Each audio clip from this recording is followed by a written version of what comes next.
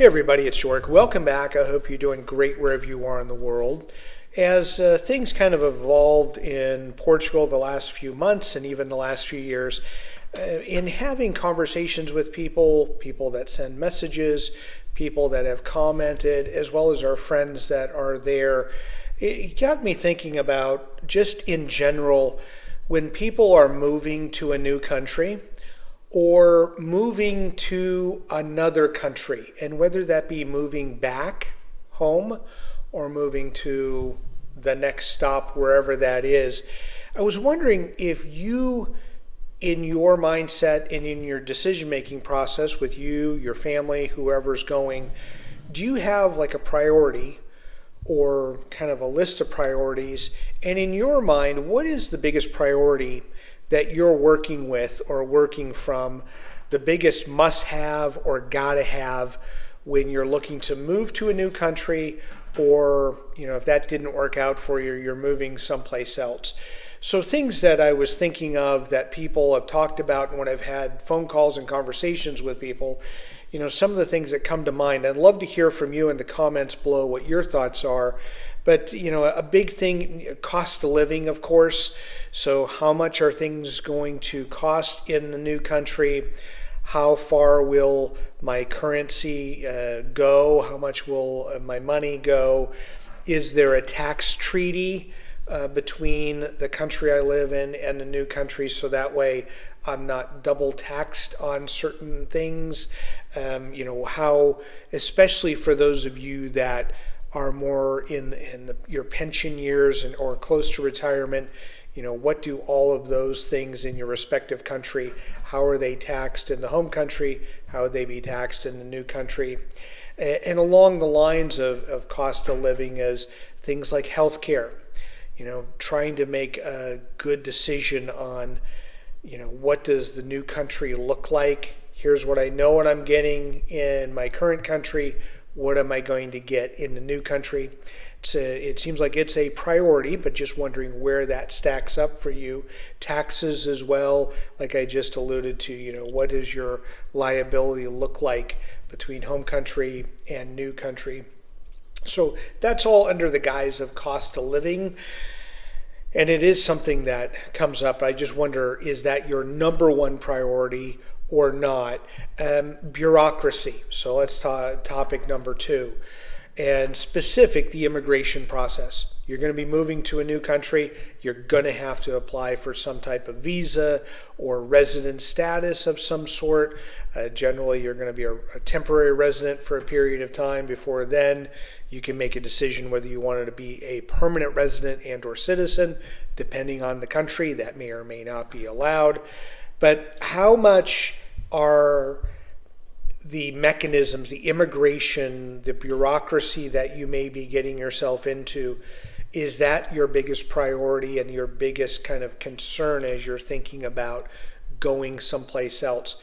Again, whether you're in your home country and you're going to make your first stop in a new country, or you're in some other country and you're thinking about going someplace else, where does the bureaucracy and the immigration process land for you?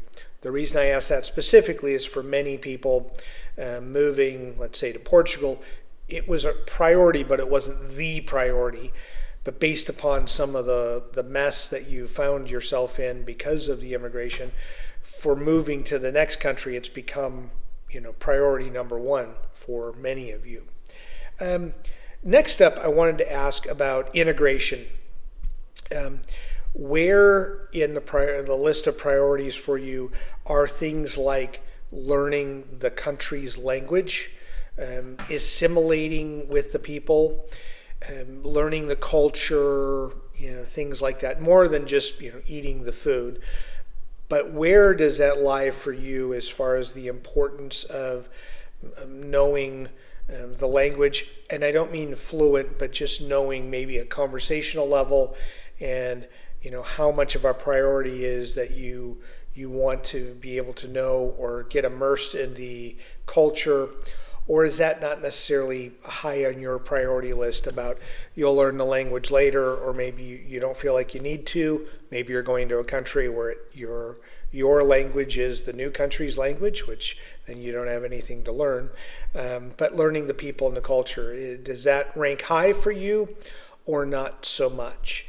And then lastly, this is something that I've said openly in the videos that I made. We did not think about or concern ourselves with when we moved to Portugal was the government.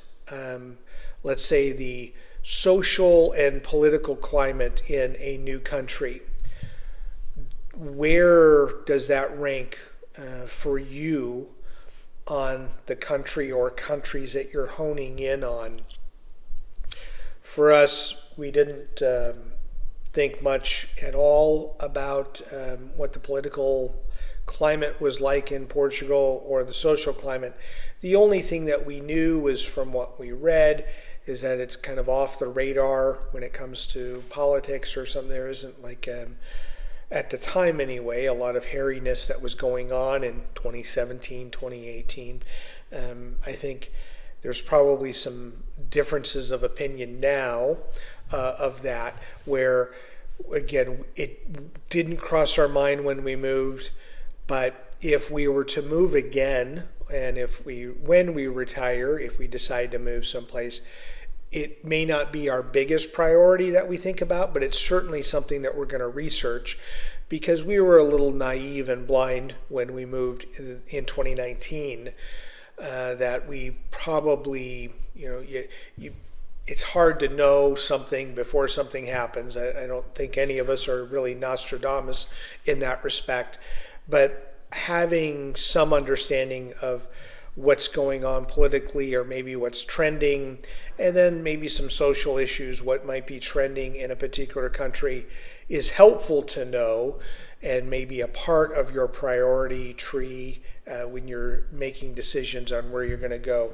It's certainly, like I said, something that didn't show up at all, but in speaking to people that are leaving Portugal or they're moving to a country for the first time, they're delving into a lot of the politics and social issues because they don't want to go someplace and 6 months later some I don't know, a regime change happens, or maybe the political tide turns to where they feel like, okay, well, they made this big move, and now in a year or two they're going to leave because the politics changed, or maybe the social climate changed. So in your mind, what is your biggest priority? For us, looking back and kind of looking forward, for me, the more practical thing is the immigration process. How difficult is it to get into the country? Because for me, that bureaucracy is a very good first impression, I believe, of how a country operates. And if you have an incredible amount of difficulty getting into the country, or that just becomes very problematic, that may be just a microcosm of how everything's going to be and how day-to-day life is. To me, that's your first impression. And if your first impression is a difficult one, it's hard to get past that. So, but I would really love to hear, and I think it's good to have the audience know where people's priorities lie, because we're all going to have different ones. 100 people are going to have 100 different opinions on what's the biggest priority. And if there's something that I just didn't even touch on that should be mentioned, please leave a comment, because it's important as people are making their retirement decision and where they're going to live in their pension years. That is very important to know where, what people should be focusing on and what maybe people should be not so worried about when it comes to moving to a new country. As always, thank you so much for taking the time to watch the channel, and enjoy your travels.